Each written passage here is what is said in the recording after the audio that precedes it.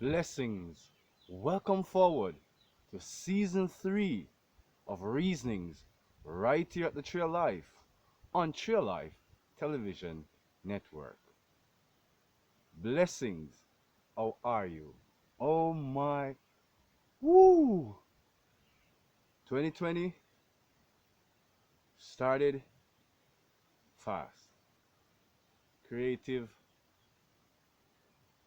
cultural, spiritual, enlivening, enlightening, full of new people, new faces, old places, familiar faces, good and interesting experiences, I must say. Blessings to all of the true Trail Lifers out there, and for all who have been following on Trail Life Television Network, and for all who have been following also on Sela Media. Blessings to the whole Sela Media family.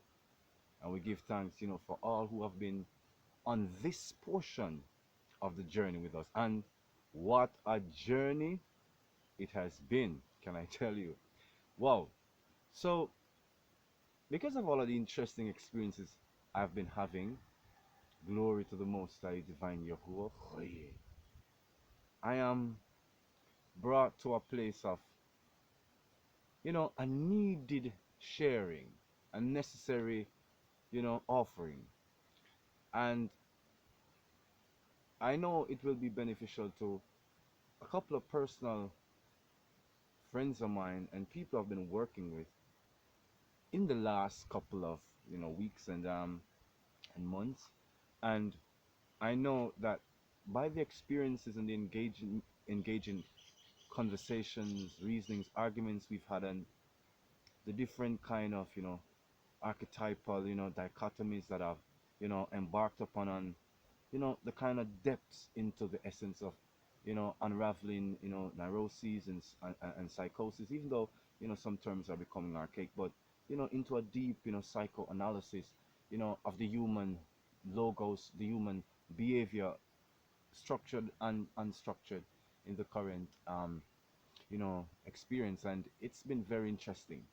And for a lot of people who has been losing touch with the semblance of what is good and functional, that which gives them the sense of being, belonging, the sense of congealed value and worth, this current offering is for you, especially because you've had so many efforts and have found that your efforts probably have been met halfway, three-quarter way, with a whole lot of almost insurmountable odds, that you're constantly not completing the self-designated and self-assigned task of your actualization and of your fulfillment in in retrospect. So essentially, today's offering is about learning, unlearning, and relearning. So before we can go forward, let us give thanks to the Most High. Yeah. Most High, Divine Yahuwah, Yahweh, Divine Yeshua, we give thanks for thy presence, say ye, for thy divine aura over our mind, our bodies, our spirit. Cover those who watch these videos, those who listen to these commentaries and these offerings, that the vibrational clarity may be tantamount to the divine awakening in their presence, Father. Cast away doubts, fear, confusion, self-disposition, and self-questions without value. Father, bring truth, bring harmony, bring restoration, bring a peaceability to the spirit of those who partake of this offering. Strengthen my mind, my being, my vibration, the essence of my frequency in all polarities, to bring forward harmony in the presentation of thy word. Blessings. Give thanks, Yahuwah. First thing we have to look at, if we're gonna, talk about learning, we have to define in some semblance, in some sense, what is learning. Well, learning, the word suggests some form of instructional, or the process of absorbing, which is a process of observation and a sense of, practice. So you observe and you practice what you've observed. A certain training, a learning functionality of seeing things, the necessity of learning acquires the knowledge of things. So it is a necessary function. So through this function, you assess the environment by simple observation. You deduce, you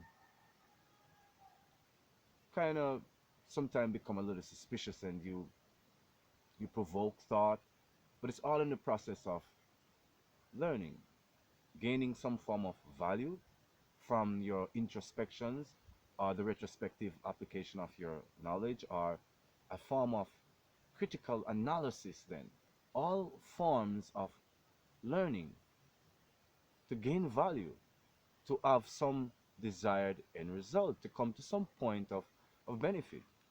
And if you're gonna learn, the first thing you need is, well, the self and the will to want that desire, right? To acquire this information and to acquire this practice, this function in a maybe a structured, standardized, maybe even a systematic way. Learning, the process of acquiring valuable information, the practice and the functions and the applications thereof. So essentially, when you approach life from the need to learn, the first thing we are bombarded with is the information presented, not just in the social sphere in terms of social media, or in the previous time in terms of media, in terms of television, newspaper, or radio.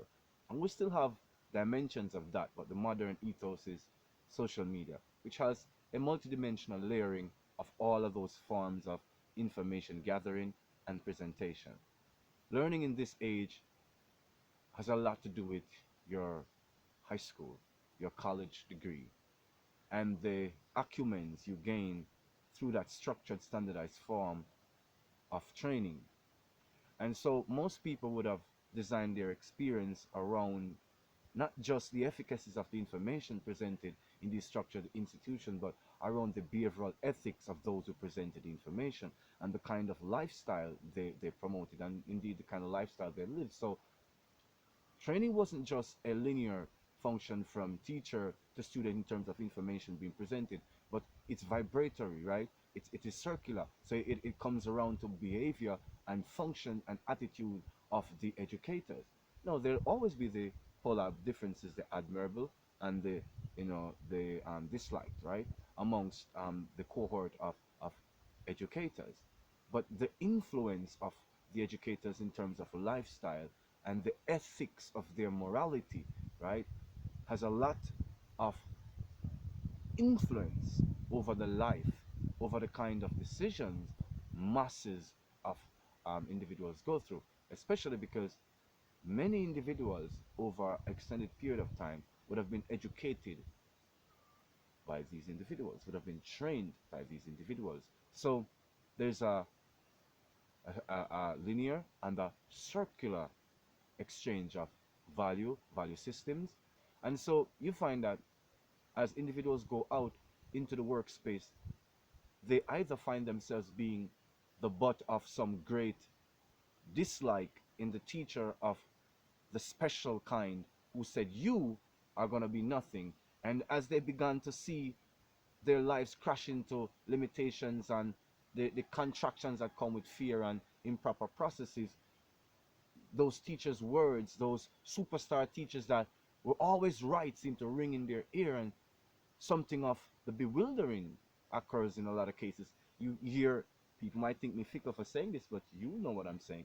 You know of very famous artists, very famous individuals who still chirping about some teacher who told them some stuff in 5th grade. Am I kidding? Am I melodramatic? Maybe I am a little, but come on. Isn't this the truth? They're still arguing about how this teacher said that I'll be nothing, that you turn out to be a coke dealer or a drug dealer or some, prostitute on the corner or something like that. It still happens in their mind. So why is that so? Because that teacher obviously has influence. So I'm taking it first from the negative to show you that the teachers not just carry forward the historic and traditional um, um, design and training and presentation of information. They also carry that psychosomatic, that associative, that vibration, that circular rejection and acceptance. You understand me? Promotion or demotion vibration. It is a social equalizer, right? It is a social indicator. So they also pass on their morals, their ethics, their disdains and their dislikes. So for those students who are not in conformity to the structured functionalities and the expectations of the system on the individuals, they are oftentimes put in a select group of rejects. And so when these rejects enter society and constantly meet with the battles they are facing in life, like I say many times, they go back to cursing um, these teachers who had such a great influence on them in a negative sense. So we can see the power of learning. We can see the power of systematic and structured education influencing the outcome of the individual's choices. And likewise, we can see the opposite. We can see the corollary in an individuals who have been blessed by the structure, who have been blessed by those favorite teachers, right? Who are then the favored students of those teachers, who are then given the best choices in terms of the ability to assimilate the information, in terms of the best functionalities possible in the training, right? In the process of the assimilation of that information, the best affordable equipment and methods and methodologies are made available to those students, right? They always are present, are in the knowing about the workshop, about the special little conferences that involves the best and the brightest minds of the age that comes to basically indeed uplift and upgrade the pedagogy or the whole standard of whatever the area of preferences. And you can see that within this structure, there is this hierarchical system that puts them always in the high positions of influence and power. So learning education has this incredible influence on the behavior, the attitudes, the ways of life of great majority of people within our societies. So we're talking about learning, unlearning, and relearning. We're going to get to those two in a bit. So we're still on the process of learning. So then you have a lot of individuals who then begin to realize that their education, the type of information, and the way in which they've been socialized into that information and into the expression of that information, that it is disharmonious with their ways of life, their true nature, by true engagement with themselves, maybe through traumatic experiences, or just through the drive and the will to survive all these bombardments because of the indifferences of their thinking and the abilities to assimilate that kind of thinking with the kind of desired requirements of the structure around you. And not just the structure in terms of keeping your job, but in terms of family expectation, in terms of the expectations of your friend, in order to keep in your social group, to keep up your lifestyle, right? There's people who then begin to realize that if they don't fit this structure, they fall out of harmony with themselves, to the point where they begin to realize that that could not be the true expression of themselves. So they're beginning to let that go and is beginning to learn on their own, self-learning. And we're going to use self-learning as a metaphor for self-analysis. And we go deeper into the archetypal nature of self-analysis a little bit further, maybe in another program, but we're just going to put that as a grounding stamp on this portion of our reasoning. So when the individuals become proficient now in self-learning, self-analysis, we begin to see a different process because they begin to analyze the experience they're having in the superstructure of the design social environments, in the many dimensions of it, the multifunctions of it, with the true desires, the true life force, the true frequency, the true experiences that they've been desiring deep in their soul. How does the experiences that they've had within that structured environment match up with the experiences they've had in the non-structured, the unstructured environment, the unfettered, the uncluttered environment of the harmonious self? In those moments when you're just at peace with being you, not because you did something, not because someone said something to you, but because there's just this all encompassing here, knowing that there is just joy, that there's absolutely just harmony, that there's absolutely only peace. How does those moments of sublime clarity that puts one's soul at ease with the multidimensional nature of things, how does it equate with a design structure that has so much expectation based upon a formulation of a whole lot of principles that are unbalanced in a whole lot of its designs? And these expectations are coded, embedded in behaviors from your young. And then you begin to recognize that who you are truly is challenged by those things. And you're breaking away from that. You're coming out of that designed reality and recognizing you want to have those moments of sublime, not just as one or a few, you know, immeasurable moments of blissfulness. You want to have them as constancy of experience and expression. And there begins the journey of self-learning and self-analysis. How do I remove the pivots, the groundings of the superstructure of the standardized educational system and the behaviors it fashions? How do I remove that from my well-being, from my sense of myself, my sense of source and presence? How do I shift my archetype to something that is genuinely in line with the bliss I feel without effort, the bliss I feel through harmonization, through letting go and being hey? And then comes to the point of unlearning. We have to unlearn the designed, structured realities. The education system is a standardized system of control, controlled information, controlled mechanism, pre-designed mechanisms. And these pre-designed mechanisms are faulty in their nature, but they're sustained by the new energy, the new life force of the individuals who are coming of age, who are who have rather been groomed from their early ages, from toddlers into into adolescents, into young adults, to think a certain way about this designed reality, to think a certain way about themselves, their place in life, and the value and worth that others have in their place in this life. When that reality begins to come screaming at you with resistance, a process of unlearning has begun. You have to start to see yourself as you are, see nature as it is, see the exploit of men and women as they are, see how it is that the lower desires, greed, selfishness, and jealousy, see it when it has propelled activities and behaviors from the simplest design in the superstructure to the most massive designs of functionalities. See when it goes against true moral principle and tag it. Tag it.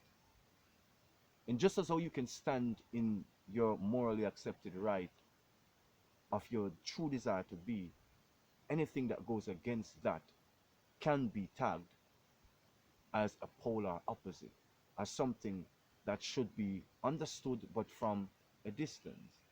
So assess what you do for a living. See if it is truly in line with your heart. And most times it isn't. And if it is that you're truly wanting to be that magnificent, resplendent divine self, the process of unlearning will come through pain, because you're going to lose connections to friends. Because as you tag those imbalances in your ethical and moral perceptions as actual structures, functions, and ways of life, then you find that as you move away from it to find harmony in its polarity, you're going to find that you're going to hurt the feelings, attitudes, and belief systems of a lot of your friends, or a lot of the community members, or of the community or the peer group in your work environment. So if it is that you truly love your job, then you have to reassess how it is that you do your job, how it is you present your understanding of your job. If it is that you love what you do and you see what you do as a benefit to the true self, then leverage where you are to actualize the true, hallelujah, the true self. So it doesn't necessarily mean making cages or walls around yourself or isolating yourself. It means giving yourself a chance to restructure the important facets of your experience. It is very important that you can do that. And the process of unlearning also means that you are then learning in a new process. And this new process is a critical analysis based upon theory and actuality. Because in actuality, the standard basis that was missing from all of your education, that's the base of the self-efficacy, right? That is now in it. Because now you begin to assess, how is these experiences harmonizing with my true sense of well-being? We already designed this understanding of allowance of, a new function. But how does all of this truly harmonize with that moment of bliss? You have to ask yourself these things in order to have the answers from yourself, because each and every one of us reality is designed a little different. I couldn't answer those questions for you. And that is where the process of self-analysis or self-efficacy in the process of self-analysis or unlearning the structured, formalized system of behaviors promoted through these mass design systems of indoctrination. And we all know the modus where they came from. So we're not here to talk about that. So as we continue the process of unlearning, you'll realize that habits will change. Because the process of unlearning would have taught you that habits were actually created based upon the environment, based upon what was promoted, what was allowable, what was permissible, what was acceptable. So the acceptable norms most times congealed as well standards, right? And you manifested them. So as you begin to unlearn your choices, your taste in let's say food, and the opposite sex will change. The desires you have and how you expect them to be fulfilled also will change. So as you unlearn, you have to understand and accept that you are being a new function of yourself, a new wavelength and frequency of yourself. And this is essential so that you do not freak out when you find that some of the comforts that you are accustomed to are shifted out of harmony, because they are the issues as to why you are currently doing what you're doing. So you could not base your standard of true harmony on them. But they will pop up and try to say, but you were this when you could hang out with these people, when you could go here, when you could partake of this kind of a delicacy, and now you can no longer, because you are punishing yourself. So you got to escape those thoughts during the process of unlearning, because you're not punishing yourself. It is a process of uncomfortability, because it is the process of growth. It is a process of change, and it is a self-directed change. So it will seem most uncomfortable, because you're the one who's seemingly stirring the pot. So as we continue through the process of unlearning, and you realize that your behaviors change and your attitudes change, well, it makes sense that it should change, because then you are really redesigning your whole trajectory and your own assemblage point, the whole position from which you assess, analyze, and experience your reality. And that is very important. Now, as we talked about the archetype, part of the process of learning and being attracted to the kind of information and the way it is presented by the vanguards, right? And being influenced by them, it's archetypal. We are naturally drawn to the story of the great teacher, the great orator, the great master, great grandfather, who has the knowledge of so many years past, which is really a vast amount of experiential information. And so this grand archetype is preserved as these professors, these educators, and these lecturers and these great pundits. And so there's an attraction that is archetypal to admiration, right? Or to hence, I would say, subdivide or engraft, copy those great archetypes. They are standards of our human existence. So when we then unlearn, some part of our individual, collective, subconscious will change because we are designed by these unconscious archetypes, the visions we have of ourselves. So when we remove the structures and the formulations of the ideation, we basically remove these icons, we have to replace them. And herein, this happens in the process of unlearning. And so when people begin to get a little weird because they're shifting all these things around, they're shifting generational archetypes. But have no fear, there's always polar balance. There have always been great teachers within this existence. They have not been necessarily supported by the superstructure, but they've existed in the free enterprise. And they've constantly been postulating a sense of self that is cosmic, wholly uncontrived, duly devotional, divinely sacred, gained knowledge, I should say, through observation. And all these pronouncements of sacred through deep observation of the living cosmos.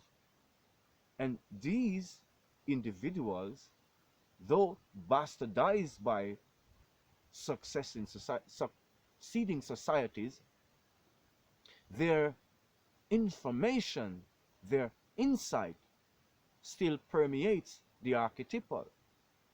And so when you shift and then unlearn the archetypes of these great heroes we presented with,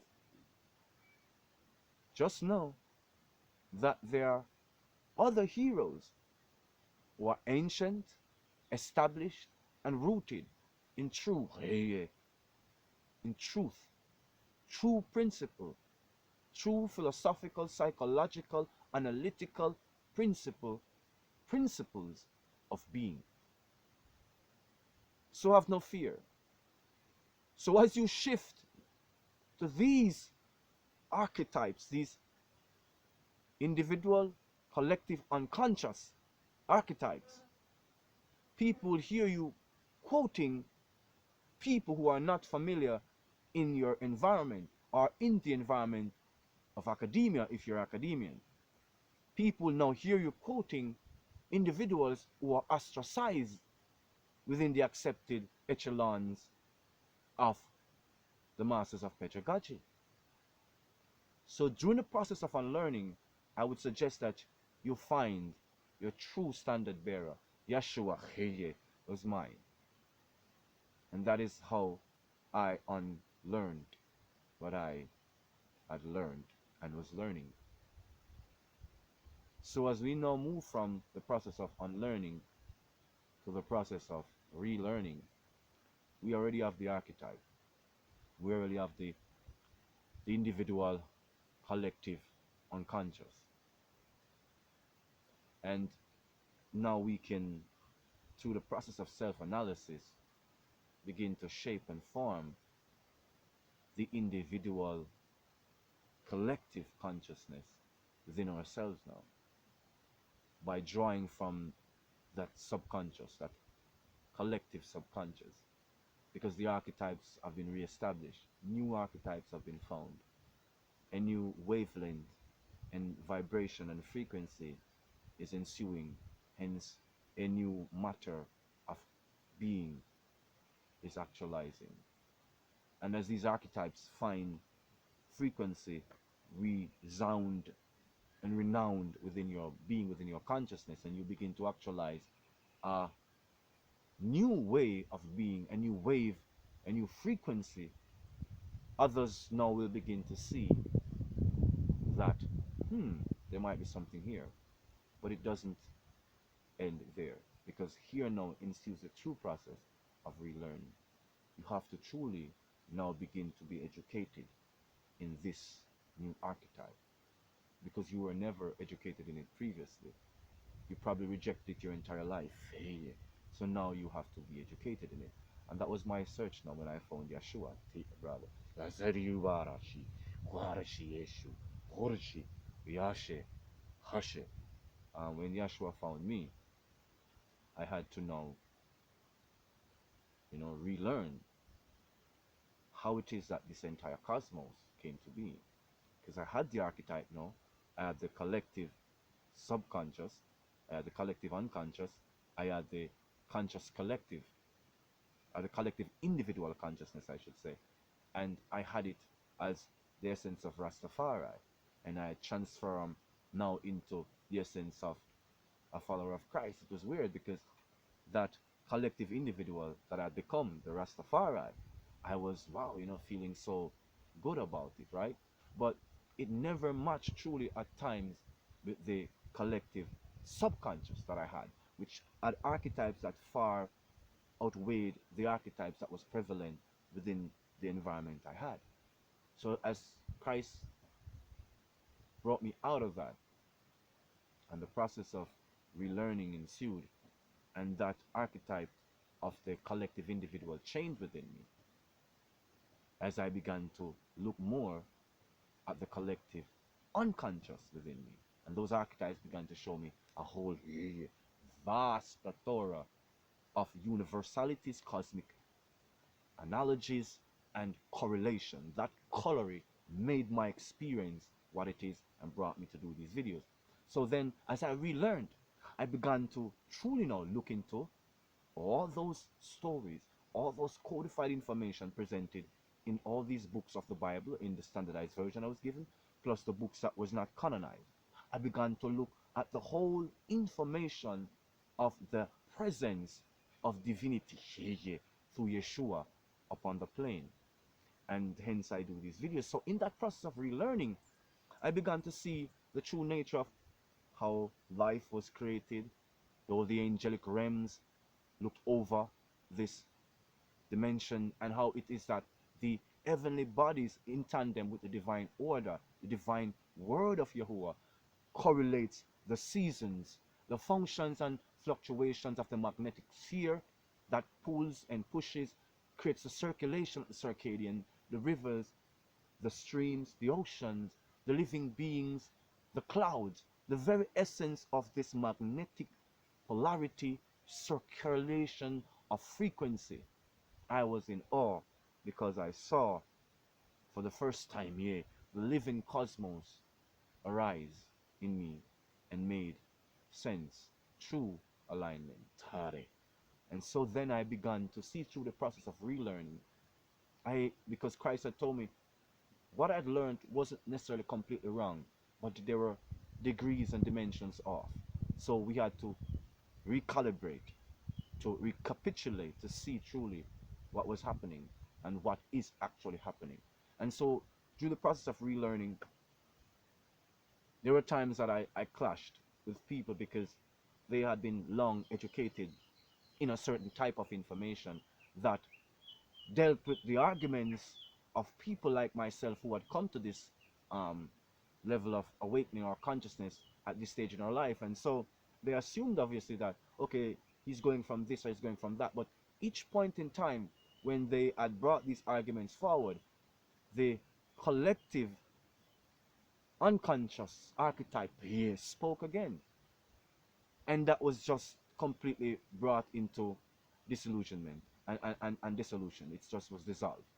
And so a lot of times they began to become weary now because they were like, I wasn't trying to convert no one, but I was saying, you assume you know what I'm talking about. And there are a few you out there, you're Jamaicans, you know what I'm talking about. And a few of you out there, Americans, you know what I'm talking about. We clashed on that. You assumed you know what I was talking about because you, like many others, are in that structured, systematic archetype that I no longer subscribe to. And such you analyze information and you experience information a certain way. And so then when people are not on that wavelength, then you begin to say certain things, and then you begin to put yourself in this pompous position of being master to decide, who is right and who is wrong. And we have past arguments of what is right or what is wrong. This is about the true nature of an individual's construction of themselves, and to actualize a true self construction. And so when I began to again clash with these individuals about this information based understanding they have of what I was speaking about, it was sometimes hard and I got angry at sometimes because I couldn't clearly explain because I was still learning. And learning doesn't mean that I was looking at just this doctrinal presentation and these things that they are quite well taught to refute. And so then I know when I came and started, it shocked a lot of people because they were like, wait a minute, he sounds like he's saying this and it's haha. Because then you just don't know, do you? And so that is the process of relearning. I'm still learning. But the learning process is a true process of being me. I'm not learning as a foreign entity. I'm not learning as a dysfunctional entity. I am learning as an entity that has been centralized and organized in the ordered cosmos. And this is not something that is necessarily pre-designed, that is pre-written, and I'm just following, these pre-written laws. But there is a code through the archetypes. I found that out. And as I actualize that code, it changes behaviors. And some people say it makes behaviors a little abnormal, but I see no abnormalcy in my behavior. What I do see is abnormalcy in a lot of others' behavior, and I see how they've contextualized it as a necessary functions of the dominance hierarchical structures of the society. I'm not one to go against raging bulls per se, though I'm one to take them down. I'm not one to go seeking, confrontation if it's not necessary. But rest assured, they will be dealt with if it ever came to the test. Yeah. So the essence of it is when I see that as you unlearn and relearn, you become a different sort of mood, a different sort of being. And comparatively, this being is a polar opposite to a lot of the dominant and prevailing states of being. Some will see you as, too quiet, too silent, and, too in your own world, self-absorbed. Some might even accuse you at some of the lower levels of being narcissistic, right? Or at the higher level of being too heavenly minded but no earthly good. So then you have to realize that if you are religious and spiritual as I am, then there's this line that you walk. I don't create no lines for myself. I walk open. But I'm saying that they put you in these thin lines. And so therefore, if you are still trying to be diplomatic, be careful of these lines that they put you in, because your new archetype demands of you to be circular, to be in the vibration of the wholeness of things. That means that sometimes things are happening and you do not have a left brain explanation as to how it is that you've come to the information through the analysis that you have used. You do not know how to explain your methodologies. And these things are in the domain of spiritual anthropology. And this is what my teacher, Nabi Natural usually teaches me very much about. All right? So these domains, you'd have to ask me about that because you do not know the parameters, neither do you know the archetypes of which I'm using to see the deep inner working cores in the ontological of what is the true self, of what is the true self-expression upon this plane, in this reality, in this current day and age, as it relates to me, as it relates to you, as it relates to your generations. What is truly happening? So as you begin to understand the process of learning, the process of unlearning, and the process of relearning, one of the things that's got to be very clear is that you need to be educated. You need to constantly be in the process of having engaging information, the more as it relates to the self, the more as it relates to the self's place and function, the better. You need to have this information to be able to untangle the knots and confusion of a lot of the most miserable and painful forms of experiences we're having, because they are designed in these structures of education, of learning. So we have to get into it while we are here present. Don't just succumb to your circumstances. Awake to the eternal nature of the possibility, of the endless possibility, of possibilities, of probabilities. It is always possible that you can go past what has been. It is always possible that there are greater and more things to come. It's not just now, it is always. Say it is always and forever. So please remember that. So as you learn, learn more about yourself. Learn more about things that includes you in the picture and the essence of why you're learning about it. And that also should include the best for others in the true essence of what is the best for others, not just what is said to be the best. And that will take some amount of analysis again. And then as you begin to reject a lot of the programmed, structured self-perceptions, then you begin to come to the process of unlearning to be the true self. And as you go to that, be gentle with yourself and with others as you shift your archetype, because you'll go through some shift in your mentality. And as you go through that, find correct archetypes, say it, that express the true collective unconscious as you then formulate the collective individual consciousness, right? And so this is essentially one of the most beautiful processes then as you become to the process now of relearning, truly learning about how it is this life came to be and how it is that you found place in this life, how all of us are found place, how that place in this life harmonizes in all the colors, the textures, the sounds, the wavelength as the most beautiful experience there ever has been and there ever will be. And this is why we should always remember the process of knowing oneself and knowing one's place, and the place of this reality is the essence of life. Let no one speak it for you, know it for yourself. Blessings on your journey of learning, unlearning, and relearning. This has been Jerome Sage Butler, Reasonings right here at the Tree of Life, up here on the mountain, Sugarloaf, Gardentown, Penfield, Jamaica, West Indies. Yeah, home of Taino, home of beautiful people. Many generations we've welcomed nations from all over. Yeah, we see and we are in harmony with the living cosmos. We give thanks. Until next time, continue on your path. Love and blessings.